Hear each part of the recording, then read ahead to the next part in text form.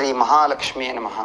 నారాయణ సమారంభాం వ్యాసశంకర మధ్యమాం అస్మదాచార్య పర్యంతాం వందే గురు పరంపరాం.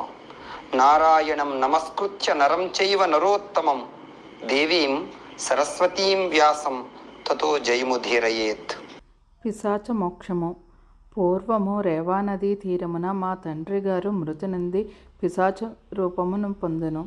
ఆకలి దప్పికల వలన బాధపడుచు తన మాంసమునే తినుచు శుష్కించిన శరీరముతో నీడలేని బూరుగు చెట్టు వద్ద నివసించుచుండును.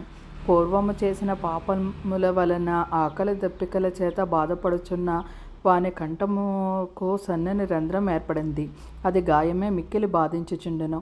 దగ్గరనున్న చెరువులోని చల్లని నీరు కూడా త్రాగగానే కాలకోట విషమములే బాధింపచుండెను. నేను గంగాయాత్ర చేయవలెనని కోరికతో ప్రయాణం చేయుచు దైవికముగా ఆ ప్రదేశమునకు వచ్చి తిని నీడలేని బూరుగు చెట్టును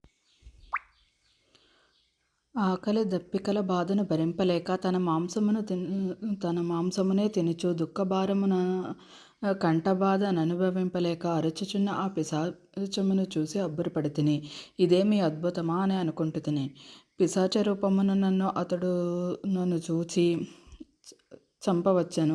కానీ నా ధార్మిక ప్రవర్తనా బలము వలన నన్నేమియూ చేయజాలకపోయెను. నేనును వానిని చూచి ఈ జాలిపడి ఓయి భయపడకుము, నీకు నా వలన ఏ భయమును రాదు. నీవెవరువు? నీకిట్టి బాధ కలుగుటకు కారణమేమి? వెంటనే చెప్పుము. నిన్నీ కష్టము నుండి విడిపింతునని పలికితిని. నేనతని పుత్రుడునని అతడు గుర్తింపలేదు.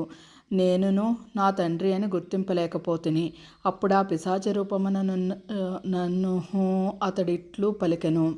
నేను వరమును పట్టణమున వసించు మైత్రుడను వాడను, సంకృత గోత్రము వాడను, అన్ని విద్యలను నేర్చిన వాడను, అన్ని తీర్థముల యందు స్నానం చేసిన వాడను, సర్వదేవతలను సేవింపవాడను. కానీ నేను వైశాఖ మాసమున కూడా అన్నదానం ఎవరికనూ చేయలేదు. లోపము కలిగి ఉంటిని. అకాలమున వచ్చిన వారిని భిక్షమునైనను ఇయ్యలేదు. కావున నాకు ఈ పిశాచ రూపం వచ్చినది. ఇదియే నా ఈ దుర్వ్యవస్థకు కారణము. శత్రుదేవుడను పుత్రుడు నాకు కలడు. అతడు ప్రసిద్ధి కలవాడు. వైశాఖమున కూడా అన్నదానము చేయకపోవచ్చే నేనిట్లు పిశాచ రూపము నందినతని నేనిట్లు బాధపడుచున్నానని వానికి చెప్పవలెను. నీ తండ్రి నర్మదా తీరమున పిశాచమై ఉన్నాడు. సద్గతిని పొందలేదు. బూరుగు చెట్టుపై ఉన్నాడు. తన మాంసమును తానే తినుచు బాధపడుతున్నాడని చెప్పుము. వైశాఖ మాసమున వ్రతమును పాటించుచు నాకు జలతర్పణములిచ్చి సద్బ్రాహ్మణులకు అన్నదానం చేసినచో నేనీ బాధ నుండి విడిపోయి శ్రీ మహావిష్ణు సాన్నిధ్యమును పొందును. కావున ఈ విధముగా చేయమని వానికి చెప్పుము. నా యందు దయించి నాకీ సాయము చేయుము. నీకు సర్వశుభములు కలుగునని చెప్పును అనుచు ఆ పిశాచం పలికినది. నేను నా తండ్రిని గుర్తించి వాని పాదములకు నమస్కరించి దుఃఖపీడితుడనై చిరకాలముంటిని. నన్ను నేను నిందించుకొంటిని, కన్నీరు విడుచుచుంటిని. తండ్రి, నేనే శృతదేవుడను, దైవికముగా నిచుటకు వచ్చిన వాడను. తండ్రి, ఎన్ని కర్మలను చేసినను పితృదేవతలకు సద్గతిని కలిగింపనిచో ఆ కర్మలు వ్యర్థములు, నిరర్ధకములు. నీకు ఈ బాధ నుండి విముక్తి కలుగుటకు నేనేమి చేయవలెనో చెప్పమని ప్రార్థించితిని. అప్పుడు నా తండ్రి నన్ను గుర్తించి మరింత దుఃఖించును. కొంతసేపటికి ఓరడిల్లి మనసు కుదుటపరచుకొని ఇట్లనెను. నాయనా, నీవు తలచిన యాత్రలు పూర్తి చేసుకొని ఇంటికి పొమ్ము. సూర్యుడు మేషరాశియందుండగా వైశాఖ పూజను చేసి అన్నమును శ్రీ మహావిష్ణువుకు నివేదించి ఉత్తమ బ్రాహ్మణుకు దానమిమ్ము. అందువలన నాకే కాదు మన వంశము వారందరికీ ముక్తి కలుగును. కావున అట్లు చేయమని చెప్పెను.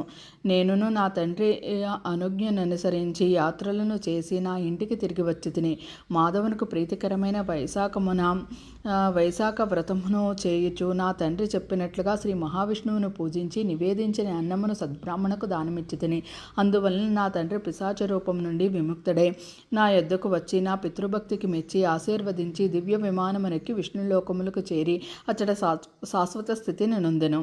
కావున అన్నదానము అన్ని దానముల్లో ఉత్తమమైనది.